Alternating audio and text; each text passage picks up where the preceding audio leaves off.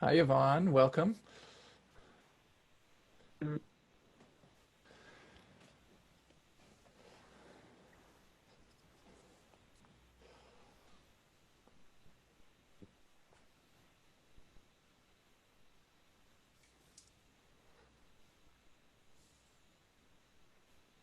As you're entering the room, please make sure you use the chat, set the chat to all panelists and attendees.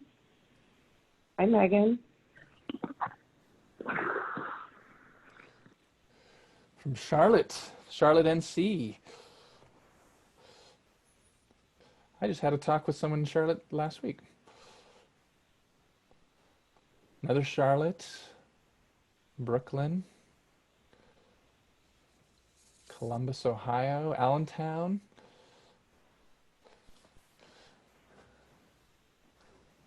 Another Connecticut, Brooklyn, Maryland.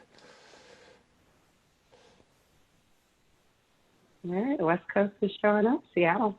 All right.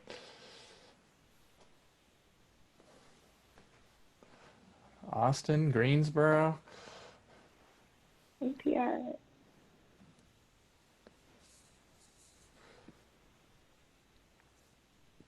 And I'm seeing a lot of these going just to all panelists. So please change your in your chat to all panelists and attendees so that everyone can be part of the welcoming committee. Corey, welcome from Colorado. Craig, Austin, Texas. Wilton, Connecticut.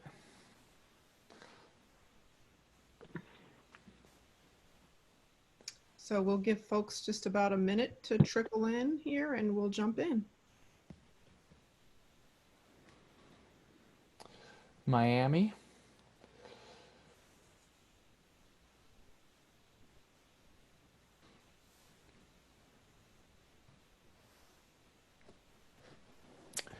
Oh, we're going international. Welcome, Max. Toronto. Oh, God. Guys, I think that might make all of us international speakers, maybe? Is that what this means? Or at least international event hosts. That's right. Hey, London. Oh, Leonard. Welcome, Leonard. Leonard and I connected, what, a week and a half ago?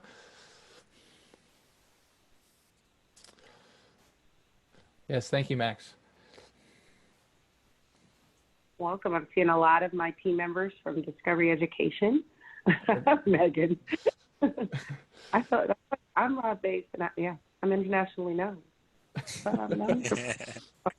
That's right. Thank you all to my Discovery Education family. Love it. And current and former Lindsay Pence, thank you.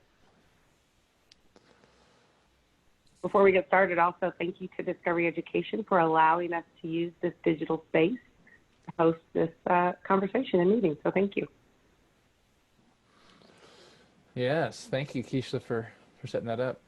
And I'm still seeing a few folks going just to all panelists, so make sure you do change. I wish Zoom had a presetting where you could preset that, but it doesn't seem like they necessarily do. I'm seeing Fort Wayne, Indiana, New York, Bernadette, welcome from Chicago. Yeah, and feel free to share your LinkedIn's if you're open to connecting, and we'll do that at the end as well too. So that's totally fine here. In fact, encouraged. We want to keep this conversation going beyond the hour. All right, Jared, we ready to roll?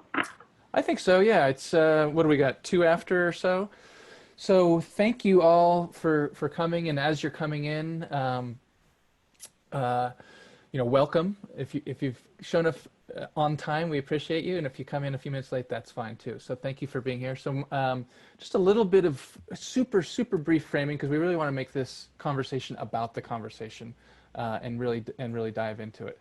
So John Mahan brought us together. He reached out to us individually on LinkedIn and said, hey, I see the work you're doing, and I want to have this conversation around the intersection of racial justice and vulnerability. And we all said, that sounds like an awesome idea. Let's do it. And so we all came together. We haven't known each other until we started planning for this, which is part of the beauty and the power of this conversation that we've already been having in our prep sessions, offline, online, et cetera, and that we hope to share today. So I think that's a little bit about the intro for who we are. The conversation, as you no doubt have seen, because you showed up and you signed up from the Eventbrite, is really about that intersection of racial justice isn't always just about the the what you do, but it's about how you show up, how you absorb the criticism, how you challenge your past lives, your relationships, especially if you're newer to the conversation and really wanting to be impactful and have a part. Sometimes it's tricky. Sometimes it's a little bit, I don't know what to do, I don't know what to say, someone said this to me, et cetera, et cetera. So what we're going to try and do is, yes, we're going to have some takeaways and some insights and some advice, but we're also going to try and model what that looks like for us. And we've very intentionally have two white folks, two white men, John and me, on the call, and two black women. We realize that that doesn't capture the totality of who is in the world or even on this call, but we felt that was the most relevant and most resonant for what's going on in the world right now. So I think that's enough framing. I'm going to jump in to introductions really quickly. We're just going to say who we are, where we're calling from. If you want to know more about us individually or collectively, I think it'll come out in the call, and you're more than welcome to connect with all of us on our social profiles, which we'll share at the end, if you're not already connected with us already. So my name is Jared Carroll, and I'm calling in from Actually, I'm calling in from a little town in the Sierras called Arnold, California, but I'm actually from Oakland, California. So I'll pass it over to Kishla. Hi, guys. I'm Kishla Caesar-Jones, and I'm calling in from Austin, Texas. Casey? My name is Casey Amon Wilson, and I live in Orlando, Florida. And I'm John Mahan, and I'm here in Colorado Springs, Colorado. And in case you didn't recognize, or you're not super intimately familiar with time zones, we are representing all 4 time zones of the continental United States. I don't know if it was planned that way initially, but that's how it turned out. So kind of cool there. All right, so let's just jump right in. The way we've structured this is that we each kind of have a point of view or an angle or a specificity that we're really interested in. We've kind of divided up, so we'll kind of be passing the emceeing to each other as we go through the talk. So one thing that I'm really interested in is the kind of vulnerability that's required for white people to show up and do this work, and the kind of vulnerability that's required for black folks to show up and do this work.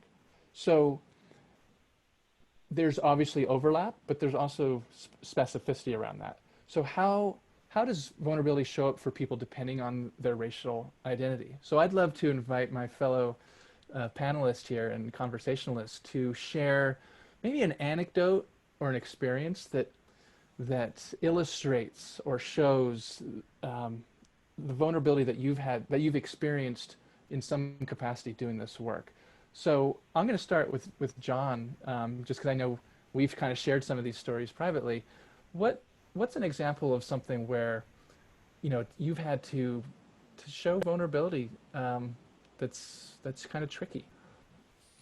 I think my first foray into speaking up on behalf of social justice actually kind of captured 2 types of vulnerability at once that I had to go through. So around the time all of this erupted with George Floyd's killing, I thought of a way that I thought I could really help people of color in the workplace who felt like their voices, were being silenced. And I found a way that I thought could really help.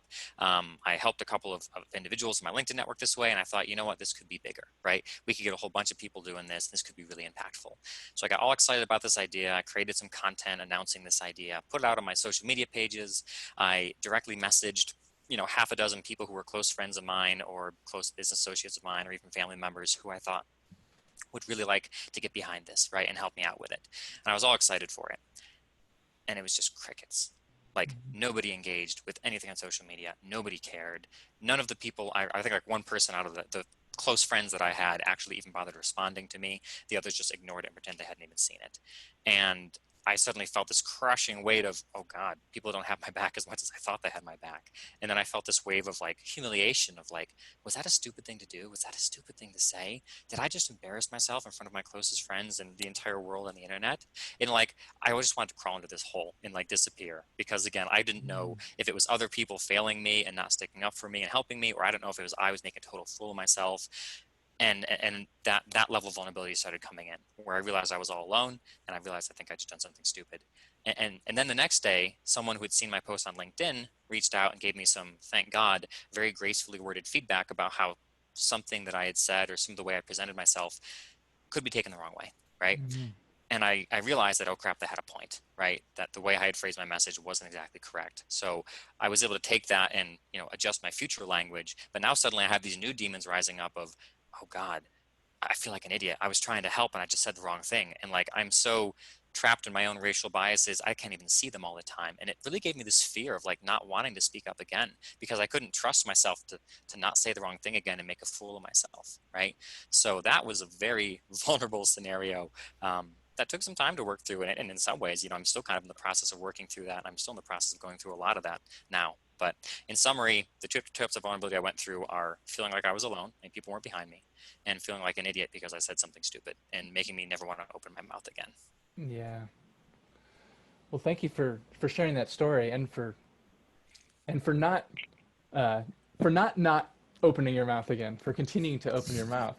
Keishla, what's an example from your, I don't know, your experience, your life, that shows vulnerability from your perspective? I've been processing on this for a while, and I've been working through some different things personally, just about how I work to show up as a Black woman in the world. And I've kind of come to this conclusion that being Black in the world, in America, is an exercise in vulnerability every day, because we have to determine how the world's going to see us on any particular day. So there can be just sort of this benign indifference. There can be this either wariness, outright surprise that you are who you are, or hostility. So I'll share a story of an example of something, when you get blindsided by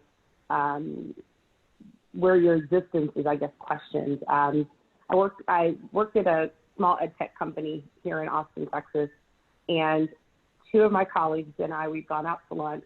So there were three of us, and I know one of them's on the call, so she'll know the story very clearly. And we'd gone out to have lunch and had come back into the office. And at that time in my role, I used to work in the office, and I had moved to a remote position, so I wasn't always in the office every day. And when we walked back in that particular day, a bunch of people hadn't seen me in a while. So they're, hey.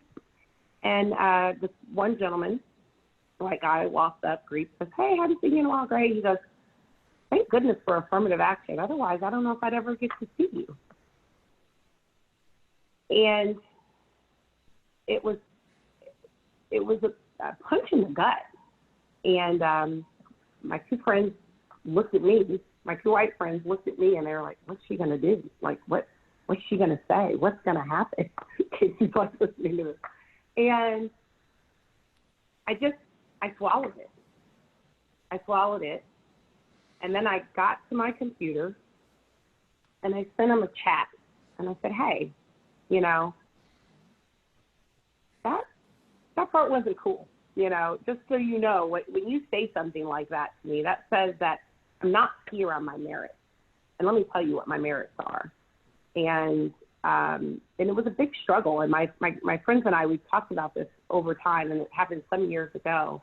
It's just what it takes to never know when what somebody thinks about you is the thing that they shouldn't think about you. And so every day is an exercise in wondering, is that happening to me because? And so it's that challenge and that struggle, and you have to strip yourself down and decide to try to be your most powerful self every day, because you just don't know. Yeah. That's really vulnerable, and you sharing that, Keishla. Thank you for sharing that. It's painful to relive you know, some of these moments.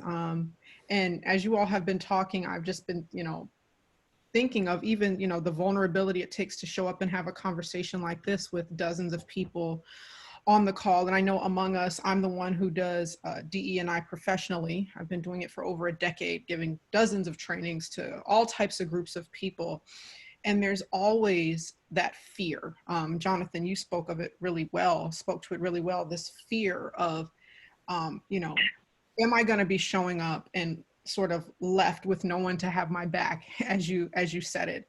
So much so that when I worked at Vanderbilt University, we talked about not ever sending one of us out alone to do the trainings or have the conversations, because you don't know what space you're going to be deployed into, you know, and if it's going to be an environment or a group of individuals who's hostile, or if folks are on board. And that's really hard. And for me as a Black woman, it's not just, you know, I'm not able to separate the profession, you know, this is just my job and leave the rest at home. I am showing up as my whole self. I used to be a hijabi and I wore a full headscarf. And so having all of these intersecting identities sort of on the line and putting yourself out here, not only to try to help people and train others about how to do this work and engage in these conversations, but you're essentially setting yourself up for, you know, ridicule, for criticism, for abuse in some circumstances. You never know what you're going to get. And I know if you're a person of color, you know, that's the reality you contend with every day, you know, going out and showing up, even when it's not on topics of racial justice or social justice. In your example, Keishla, is a case in point. So, Yeah. yeah. So, Keishla, I know you, as we were preparing for this call, you were talking about this idea of what people notice. Do you want to frame that question kind of, I think, better than I as a white man could do, and man and white explain it to you? When we were having this conversation, Jared and Jonathan, it's kind of one of those questions. I have this community of people that I trust and I value, and sometimes we all know that we kind of come to this space with different constructs, and you want to ask somebody who has a different construct than you, do you see this the way I do? Are you perceiving this the way that I am? And so one of the questions I wanted to ask, especially to Jonathan and Jared, is, are you aware of my Blackness as much as I'm aware of it? When are you aware of it? What brings it to your attention? I'm just curious. Jonathan, you're on mute. I don't know if you were doing that intentionally.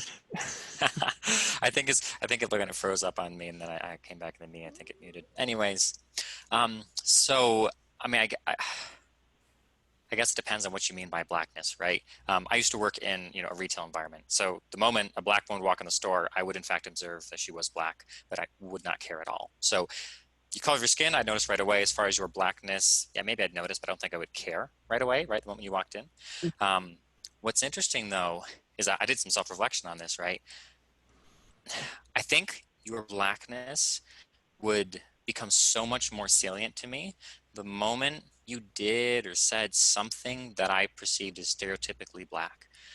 When something about your words, your actions, your attire, whatever, triggered a, you know, racial stereotype of a Black lady, then suddenly I couldn't shake it. Then suddenly your Blackness became salient, and it became the defining characteristic that I thought of. Oh, there's a Black woman in front of me. So it was just interesting, like, because there are plenty of people who would come into the store and, I don't know, behave culturally white, if that even makes sense, and like the Blackness was just such a small factor.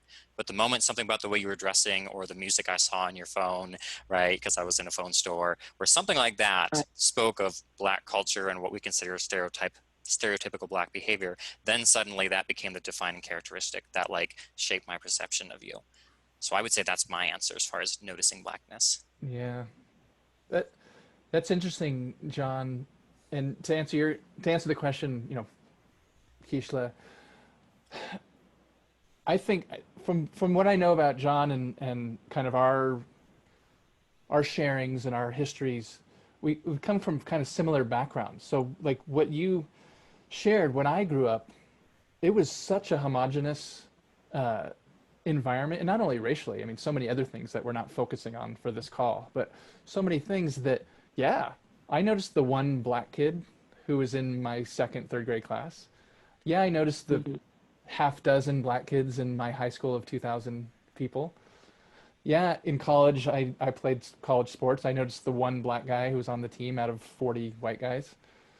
So as I've gotten older and into more, very intentionally, into more diverse environments where I live, where, you know, the activities I partake in, I still notice it. I think a lot of people make the mistake. I don't know if maybe it's not a mistake, but the idea that, oh, I don't see color. Like we hear that, like I don't see color. Like no, you do see color. We all see color, unless we're actually literally, you know, colorblind. We see color, right? And so, yes, I notice your blackness. And I think to John's point, the more that I'm interacting and comfortable with and reading and listening to podcasts and having friendships and having my kids go to diverse schools and et cetera, where blackness kind of becomes more normalized, it doesn't mean I notice it less. It just means that I notice the noticing is kind of like, it's not a thing.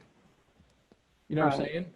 And so Yeah. that allows me to evolve the relationship in whatever way, you know, whatever the context is for that, in an authentic, curious way that, you know, am I perfect? Of course not, but that I very intentionally have tried to remove those stereotypes from that potential evolution of relationship. Yeah.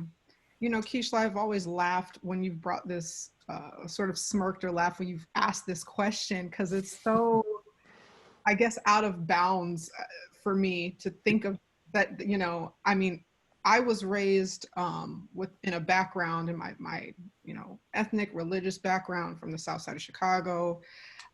My family was I was raised with a very strong Black consciousness, and we were always raised that it's a safety issue. You know, you have to be aware at all times that you are Black. That is what people are going to see. That is how you're going to be perceived. It doesn't matter if you're in an academic environment, in your car, in the grocery store, to always be aware that that is how you're being perceived and received. So I just found that I just found the question so interesting, and this is my first time sort of sharing the why behind my reaction. But it's you know, I think given our not just our history, but our reality here in this country, I mean the world truly, but in this country, it's like how can you not notice it as much as I am, you know? 100%. And so it's curious, sort of both of their perceptions of it. You know, so Jonathan, to go to you and say, like, once you know, a Black person commits an act of those things that you sort of been programmed of what Blackness is, then you're like, oh, that's Black. And interestingly enough, years ago, Melissa Harris Perry on her show, she talked about how we consciously call it up. I know when to bring my angry Black woman to you, because I know you know who she is. I know you know what to do with that. I know how that allows me to navigate spaces, because you don't understand me when I'm calm, professional. You got to see her. So I got to bring her up for you. So it's sort of this sort of interesting space of what these sort of stereotypes are. But at the same time, I do agree with you, Casey. I am a Black woman. I am a mother of Black sons. I am married to a Black husband. And so we definitely have those conversations of, you understand who you are, where you are at all times, because that can be a life or death situation. And we have seen that played out in so many different ways that we don't have to count the names and the faces of the people we've lost, because we know that in any other context, their Blackness is seen as a challenge of some sort. So it's just, and I think especially in a professional context, you know, I think as women, we enter the room, we scan the room, we know how many women are in the room. I don't know that men know that. I think they do, but I don't know. And I know that when I enter the room, I'm scanning the room and I know exactly how many people of color are in the room. And I don't know if white people pay enough attention to that. And when I've had some friends, you know, they're recounting, they're like, you know what, I've never had a Black teacher. I never had a Black this or that in my life. It's a really powerful thing then to say, what shapes your understanding of who I am and what I'm capable of when it's been a void in your life. So. Yeah. No, and I'm just looking at the chat, and Megan says, you know, that's what we're talking about is white privilege, not having to think about your skin color and how it makes you less safe. So from what Jonathan was sharing and what I've you know been sharing and experiencing, if you flip that question around, do Black people, or actually let's do a combination, do white people notice each other's whiteness? And I think the answer is probably not because they can't see it or you know presume that it is, but because they don't have to think about it. And that's the privilege that, you know, that Megan's talking about in the chat, that it's just normal, right? And so we're seen as, you know, normal and the accepted and the expected and the default, right? And so I think this speaks to the vulnerability that Jonathan is talking about, is to get past that as a white person, to get the vulnerability and also the work, the self-development work, the cultural competence work, to get past where it's okay to notice your Blackness. That in and of itself isn't a bad thing. It's what is associated with that noticing. Right. You know? I need you to notice my Blackness because exactly. we have all been conditioned of what my Blackness is to be, and you can't take a people and say that you're less than, right? And then all of a sudden just say, oh, now it's even Stevens, and you know, it's all good. I was listening. You shared with me, Jared, the talk from Krista Tippett on with Robin DiAngelo and Resma Menachem, and yep. They talked about, you know, obviously, you know, conversations of intersectionality of class and poverty and different things like that. But ultimately, whiteness is the norm, and everything else from that are descending levels of humanity, right? Mm-hmm. And we talked about this in one of our prep calls, and, you know, what it takes to move into this work and move into this space requires you to see my full humanity, right? And I should not have to market it to you. I should not have to brand it for you. I am, right? And you should be able to accept that fullness. But we've had this time frame of, you know, varying degrees of where my humanity has not been full. And I'm ready to step into it. And I don't want to apologize for it. I don't want to ask your permission for it. And I think that's that level of vulnerability that it's going to take from white people. Because right now, I'm not having it. Level, right. Yeah, I have a anecdote on this topic, and I was about 6 or 7 maybe, and I've always lived on South Side, so South Side of Chicago, South Side of, you know, St. Petersburg, where that's always been in the cities I've lived in, the Black side of town. And I was having a sleepover or something with girls from my school, and I went to a very racially diverse school.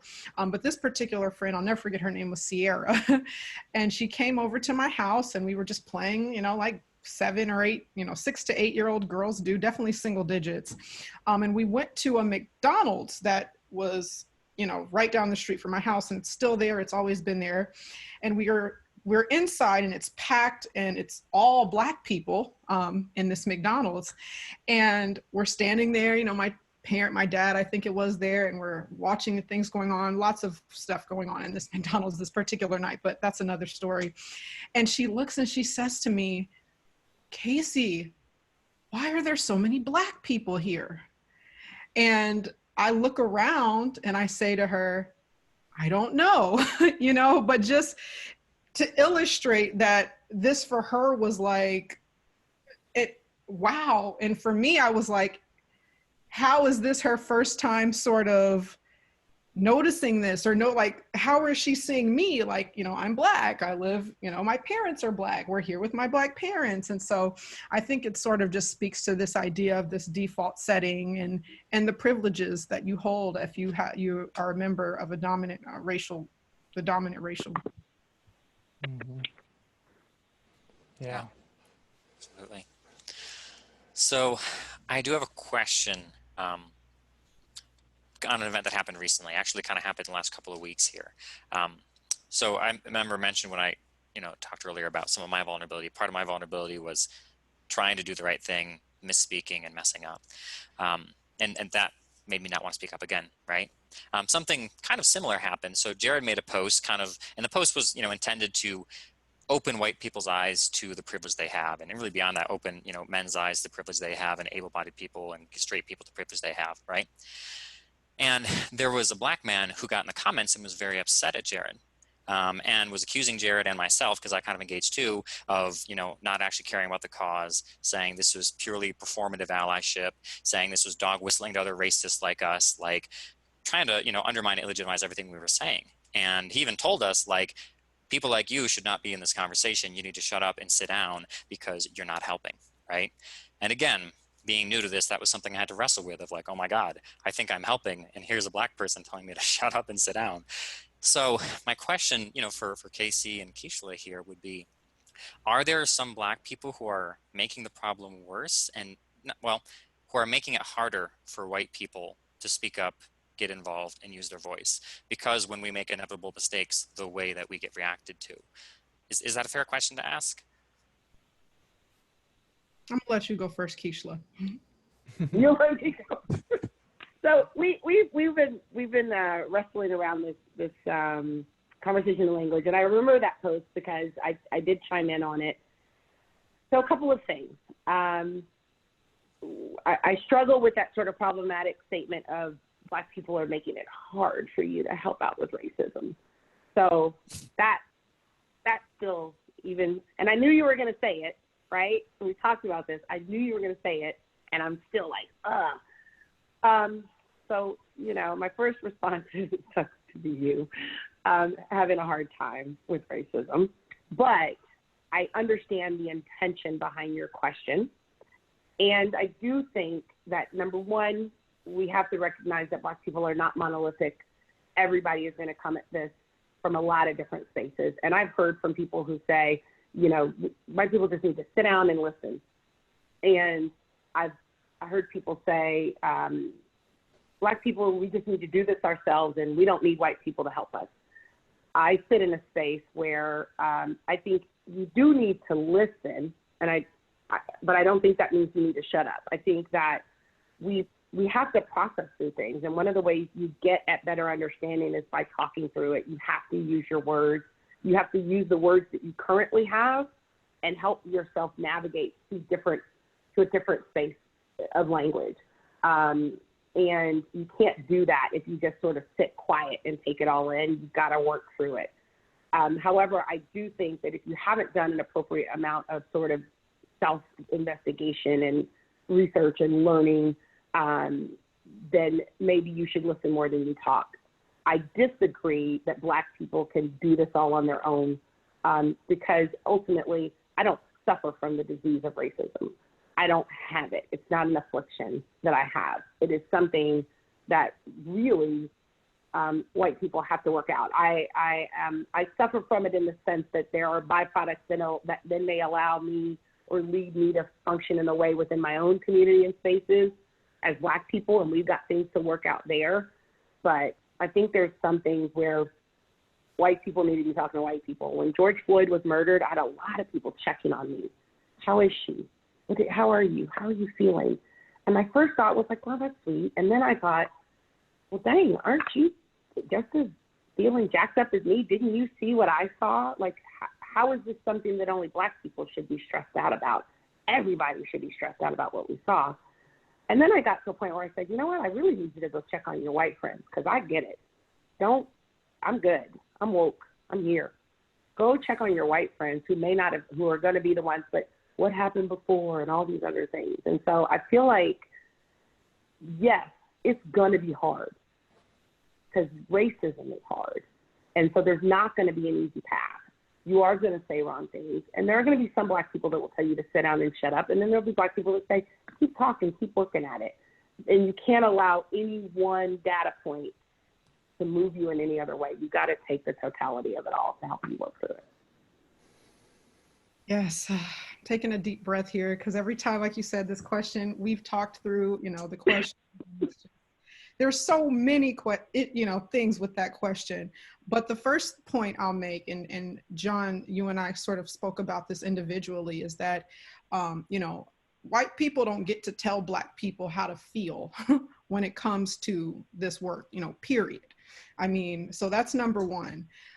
We all know you can catch more flies with honey than vinegar, and it's awesome when, you come into a space and people want to wrap their arms around you and welcome you. And this is the moment we've been waiting for. We're so glad you've decided to stand up for racism after 400 million years of us doing this forever and ever.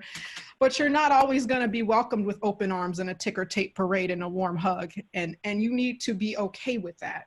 And I think this is where reflecting on your intention, and I'll drop it here in the chat. I always refer to Dr. Keith Edwards' aspiring ally identity development theory. I think he presents the most comprehensive and just very well thought out, very well articulated sort of presentation of what it means to be an ally, what aspiring ally identity development is. And I'll talk a little bit more about allyship in a second. But like you said, Keishla, said, racism is not Black people's problem. Black people didn't invent racism, or white supremacy. And so this idea on either side that we as Black people need to be the ones doing the work and fighting against it is ludicrous to me. I mean, at the end of the day, white people have to be doing the work and talking to white people and, like you said, checking on their white friends and standing up for racial justice. And I think that's what's different about, I call it, the civil rights 2.0 that we're in the midst of right now. And don't get me wrong, there have been white allies throughout, the social justice movements, racial justice movements, but this time, of course, it's the largest civil rights movement in the world. And that's because white people are standing up and speaking out and doing the work, and they're got skin in the game. They're getting arrested, they're on the front lines in mass, they're losing jobs, they're losing friends. And, this idea that it's ever gonna be low risk or easy, when has this work ever been easy? When has it ever not been life or death, So that's a really big, fallacy that if anyone has that idea that it's going to be, you say some nice words or you post a black square or be a hashtag BLM, that you're somehow going to get the t-shirt. That's not how this works, So the framing of the question is problematic again, because it centers the experience and the emotions of white people, putting above those of Black people. And Robin DiAngelo speaks to me, she's the best at speaking to whiteness in her book, White Fragility, which I saw one of the panelists are reading. If you haven't read it, do read it. I think that's like pre-work 1.0 anti-racism for white people is Robin DiAngelo's White Fragility, about what to do with those emotions that come up and, oh, they don't want me. I volunteer for food banks. I volunteer for a few different causes, but when I show up at the food bank, I don't get to tell them where I'm gonna go work today. If they want me on meat, I go to meat. If they want me sweeping the floor, I pick up a broom. Like that's how it goes.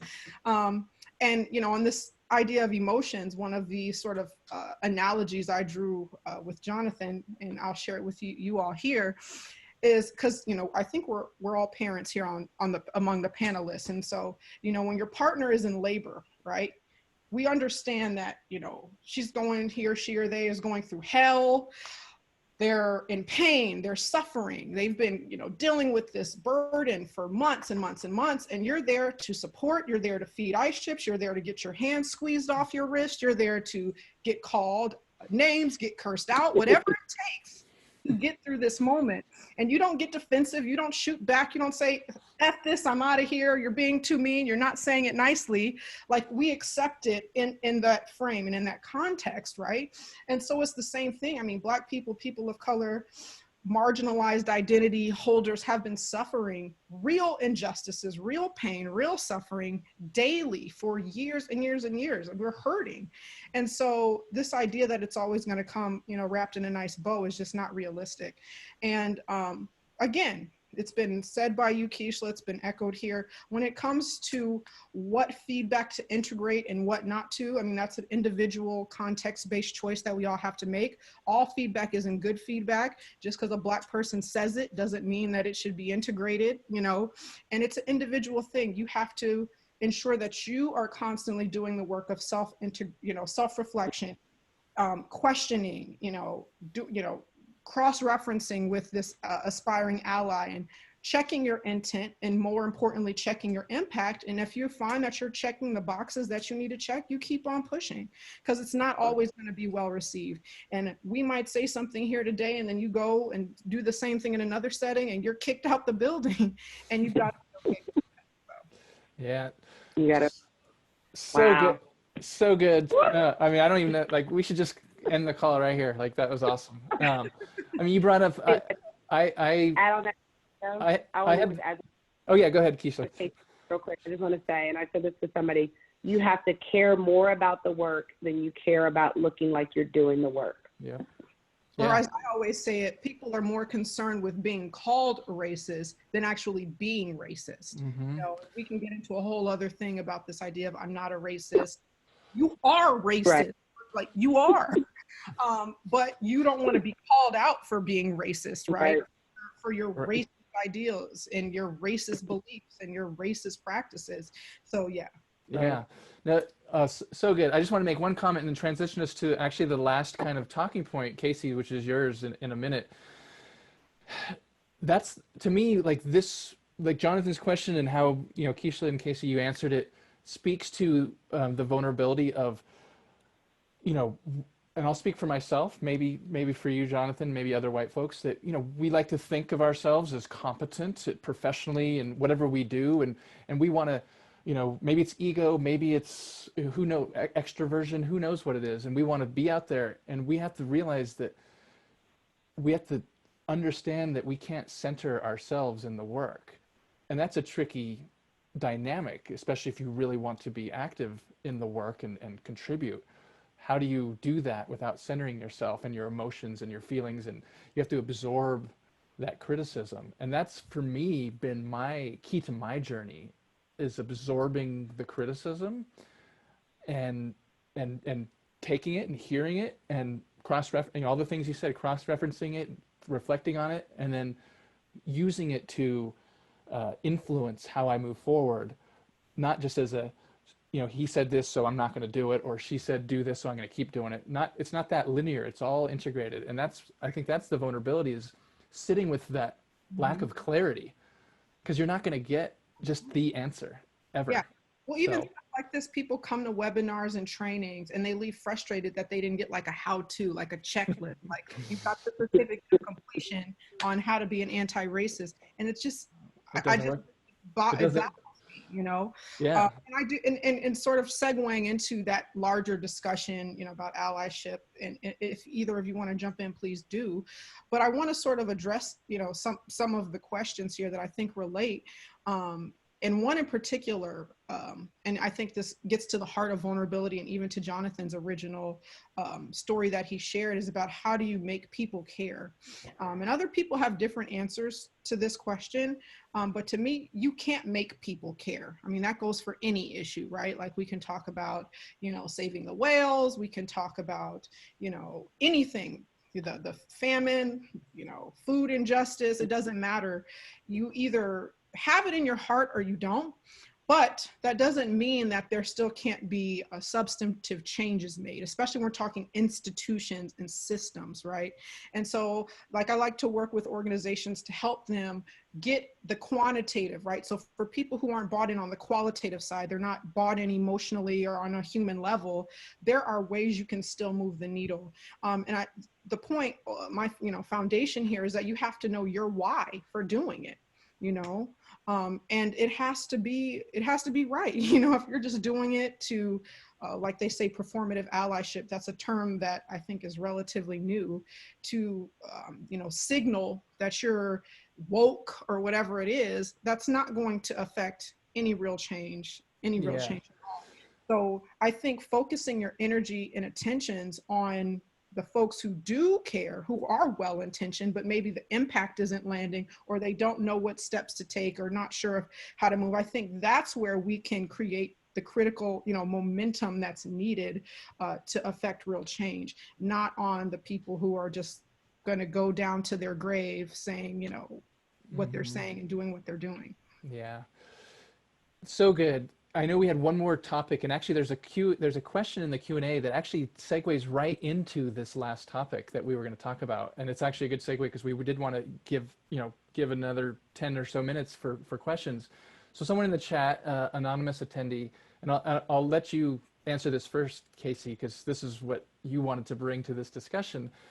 Is it normal to feel alone for a person of color to enter an office where he or she is the only minority and be scared? Right? I always feel this when I enter discussions, and I tend to glance around if there are other minorities in the room. It's very scary to enter a room filled with white people for me. So this idea from all angles, whatever your racial identity, the theme of how do you do this work scared? Because there is fear. Yeah. Well, so thank you for anonymous attendee for asking that question, and maybe we can all take a little perspective on it. Well, I want to answer that individual specific question about, is it normal? Hell yeah, I'm scared every day. How many, I think you can get a broad spectrum of people of color, of Black people, and ask them, how many times have you been the only? And that's just the reality of living and operating, especially in corporate spaces, organizational settings. And yeah, like I shared in the beginning, I was raised to have, I don't want to say a fear, but to be on alert, to keep your head on a swivel, as they say, in all white spaces, because you don't know who's well-intentioned, well-meaning, and who's not, and just like the individual that made that comment to Keishla, it's like an attack can come at any way from any direction, and you have to be ready or not to integrate that and deal with that and the pain of that. It causes real pain. So absolutely, it's normal. It's 100% normal. Yeah. And Keishla, I'd love to hear your thoughts. And there's also a follow-up question in the chat that I think is very relevant from Alice Blackburn. How can a white person effectively ease that fear? So I think we can kind of talk about both. Yeah. Yeah. And I 100% agree with Casey. I think there are varying levels of, fear and anxiety that you have as a person of color, a Black person, when you are the only. And if I had to think about what can a white person do to ease that, it would probably be to do the work to deconstruct those things that you do that you probably don't know you're doing. So to say, well, isn't it great for affirmative action so I can have a Black coworker? And I know that that was not his intention, right? I know he wasn't looking to say, man, let me just say something incredibly insensitive to Keishla. But those types of things, microaggressions, whatever you want to call them, sometimes I say white people be white people, and you have to chalk it up to that, and I have to say, I have to prepare myself for that. So if you could do the work as a white person to create that space, like I said, I'm really reflecting on Resma's words. In the podcast, Robin asked him, would you prefer Stephen Spencer, David Duke, or sort of a well-intentioned white person? And he said neither. And I think oftentimes, Black people will say, I prefer the overt racist because I know exactly who that person is. But the person who doesn't know, wants to say I'm not a racist, doesn't know who they are. And that's where the landmines show up each and every day. And so when you can deal with your baggage, because once again, I can't make you better for me. You can make yourself better for me. So that then I don't have to deal with those things that are going to turn up and that I don't know, like Casey said, are just going to blindside me. I'm going about my day, and then boom, I get hit in the face with foolishness. It's Right. Well, and that goes, I want to just follow up with that really quickly to say, someone asked, why do people have a problem with the term white privilege or the idea of white privilege? And it's just that, white fragility. We all have privileges. The fact that it's become so misunderstood and bound up with this idea that you're attacking me, you're saying I'm not worked hard, I grew up poor, it's ludicrous, right? And so dealing with that white fragility and those emotions that come up at the reality is the first step, I think, to getting on the path of authentic allyship. Yeah, and there's two questions, one in the Q&A and one in the chat, which looks like it only came to panelists. But I think, for Jonathan and me, these maybe we could try to address or answer these. So one person in the chat says, Jared, actually, let's keep scrolling down because people keep adding. Jared, Jonathan, how are you addressing how your contemporaries, other white people, react to the term white privilege? So there's that. And then I also want to kind of have a two-part question. Do you have other recommendations for good ways to educate ourselves on how to do this work? As a white person, I feel like one of my greatest contributions can be to educate myself and work to help educate other white people I come into contact with. So I think two different kind of angles, but kind of arriving at the same space. What can and should white people do to ease the burden, to educate, to ease the burden of education, of responsibility, of emotional baggage that that Black folks have to carry just for being Black. So I have some thoughts. Jonathan, do you want to? You have any initial response to that? Yeah, I mean, I'll answer real quick as far as, how am I helping my colleagues see white privilege better? I think one of the big problems is when people hear white privilege, they think the wrong thing, right? They think that means you get crap handed to you on a plate and you don't have to work hard and all this stuff, right? And that's not what it means. So one thing I do is on my social media platform, particularly LinkedIn, I like to share examples of my own white privilege and how it shows up.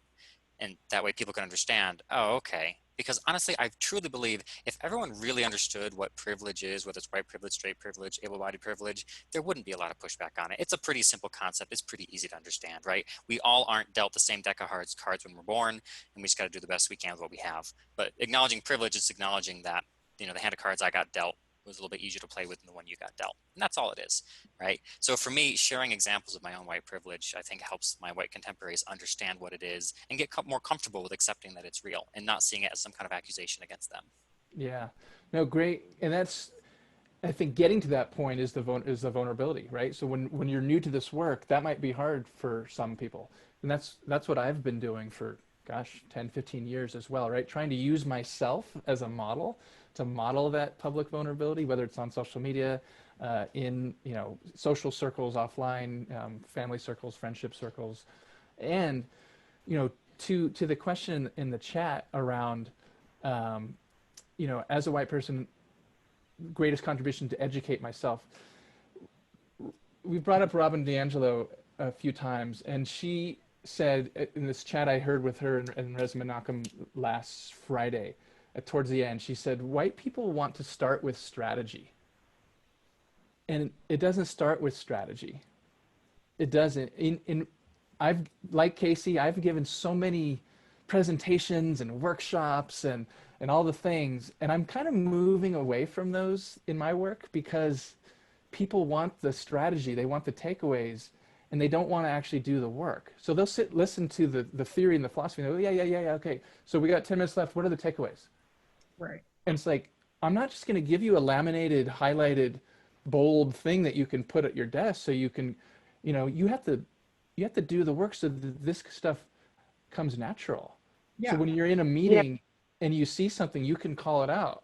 Right. So when you, and there's no easy answer. So Well, I always say, you know, white people like to intellectualize this, right? It's esoteric, and let's examine the socioeconomic foundations of the, you know, it's like, I always say moving it from the head to the heart, right?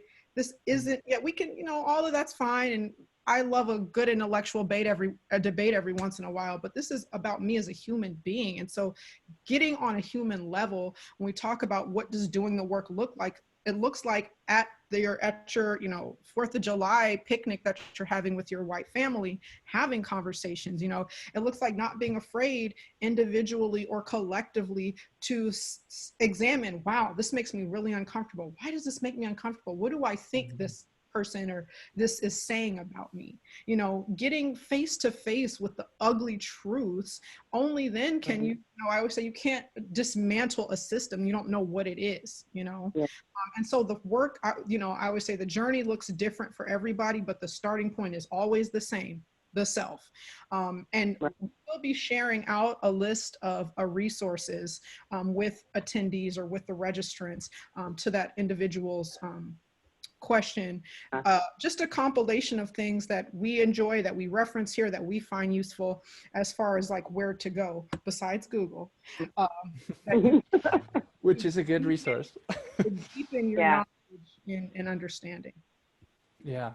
I think it's too, like, there's so much that we have to dismantle. The mythology of Americanism is powerful and rich. I mean, it is the mythology that said that Colin Kaepernick kneeling was disrespect to the truth. That, you know, but then in one fell swoop, the NFL was wrong. It's like, because we have all of these things that we've told ourselves about who we are, and the stories of who we are as Americans are largely stories of whiteness and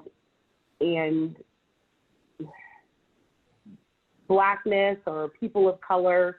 It's always been at the intersection. Who we are has always been at the intersection of whiteness, and that's got to be pulled apart. And so if who we are is at the intersection of whiteness, who you are is at the intersection of Blackness, and you got to deal with that.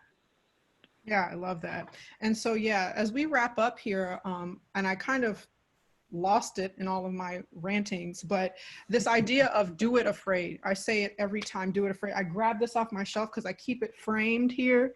It says, speak the truth even if your voice shakes.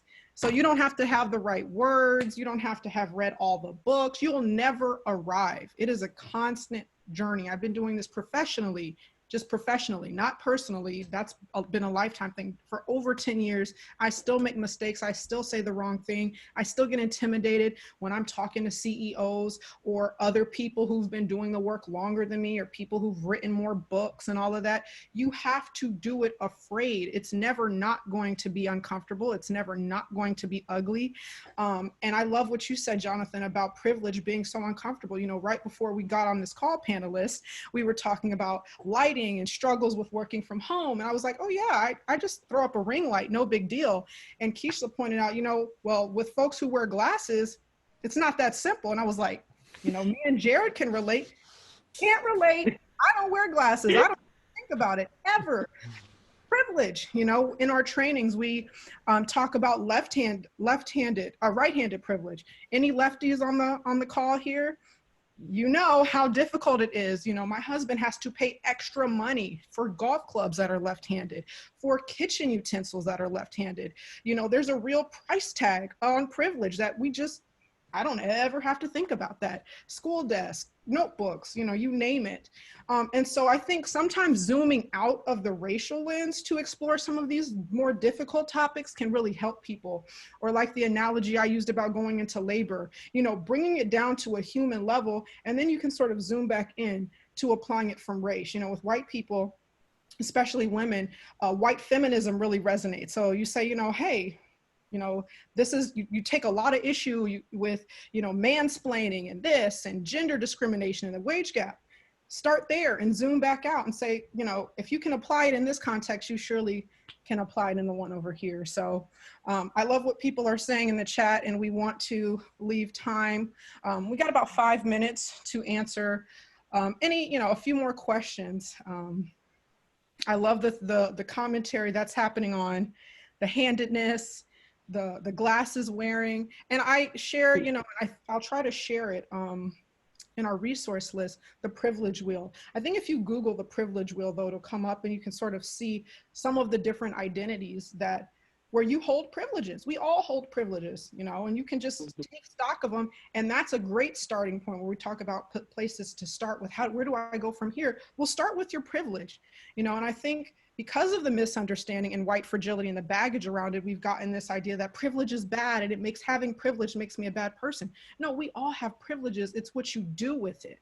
It's activating, it's leveraging the power of your privilege to affect change rather than just sitting with it and just benefiting from it and allowing the status quo to be maintained. So, yeah. Well, it is about two till. Jonathan, did you want to close this out? I think we had maybe if we could each share a key takeaway, and if people want to do this in the chat, that'd be awesome as well. If you feel like you want to just share something for the group, and please, I've seen a lot of people sending chat comments just to panelists, so switch it to all attendees as well. Yeah. Jonathan, while we're doing this, Keishla, before Jonathan speaks, if you don't mind resharing the link to the assessment, any of you all who are able, we'd greatly appreciate your feedback on today's session. So to you, Jonathan. Yeah.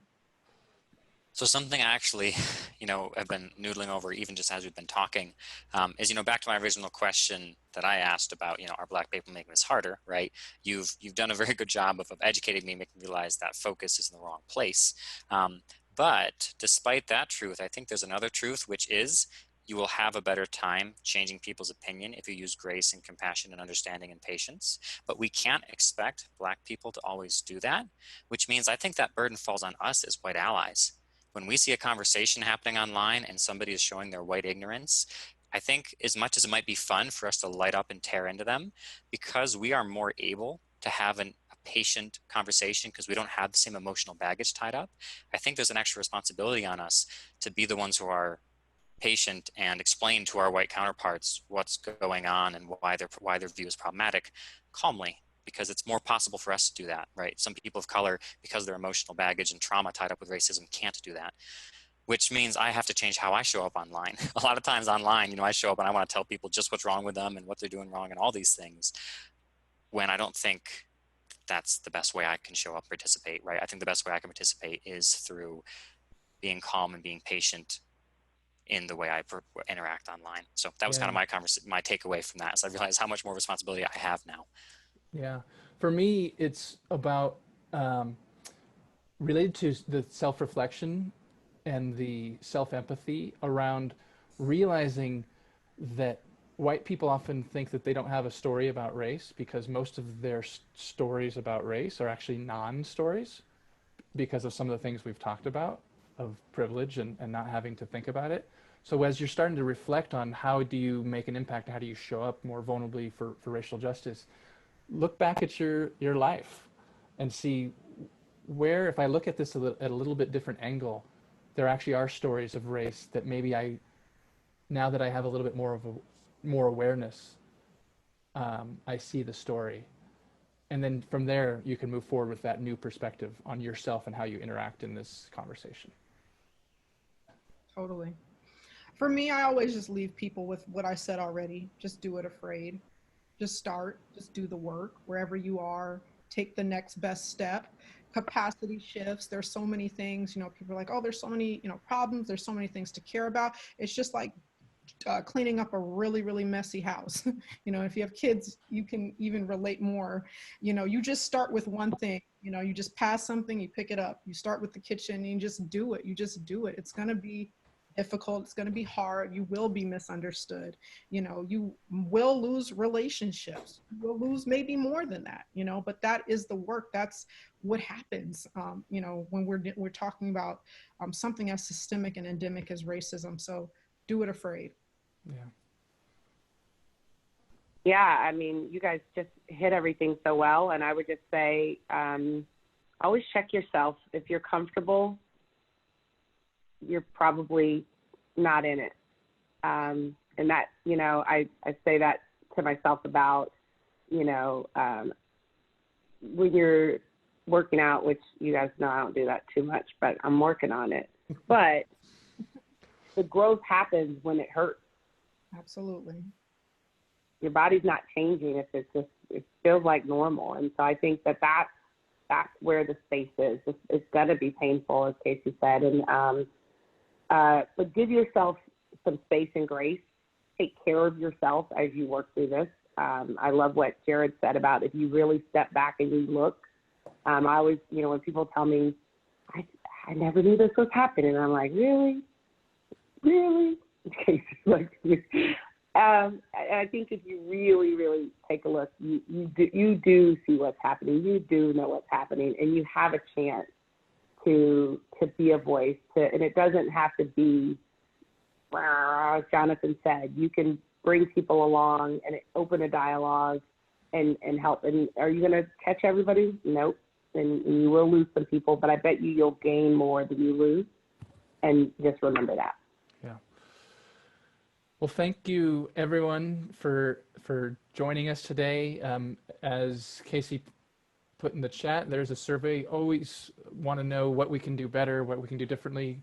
See if we want to do this again, and how we might evolve it and involve more people, different format, you know, et cetera, et cetera. So please, your feedback is welcomed and appreciated. Any other final closing remarks, Jonathan? Because we are about 3 minutes over time. All right. May the force be with you. Keep fighting the good fight. Keep hope alive. Fight the power. All of the above. Yeah. Okay. All right. Thank you, everyone. Have a great afternoon.